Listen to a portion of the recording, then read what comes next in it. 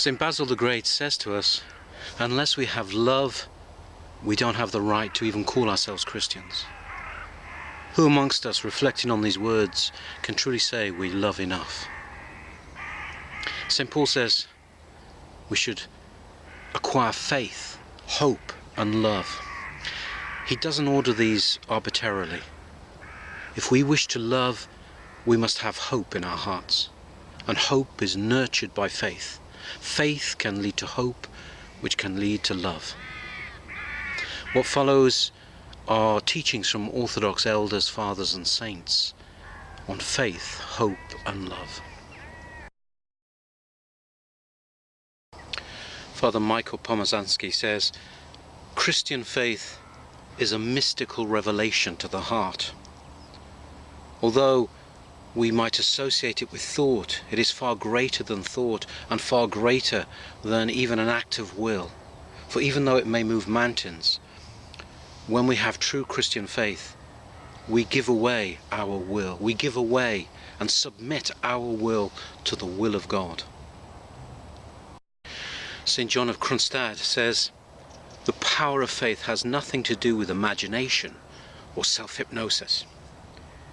The power of faith lies in the fact that it binds us to the source of all true power, the source of all true life. Faith binds us to God.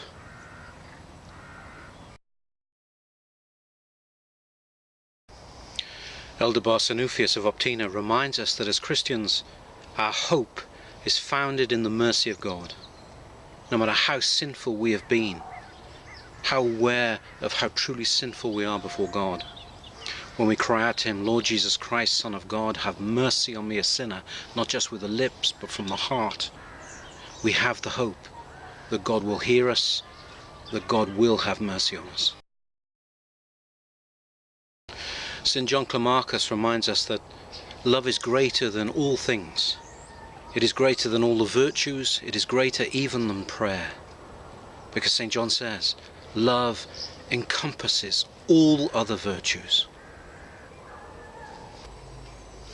In the parable of Lazarus and the rich man, Jesus teaches us that love cannot be seen as something abstract. It is near, it is close.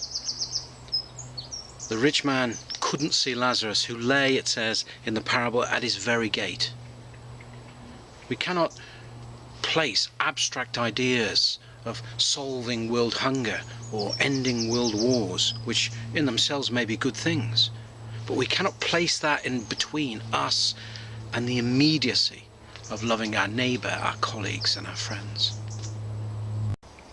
St. Maximus the Confessor teaches us that the heart that is consumed, filled with love, no longer perceives the material world but focuses entirely on God alone.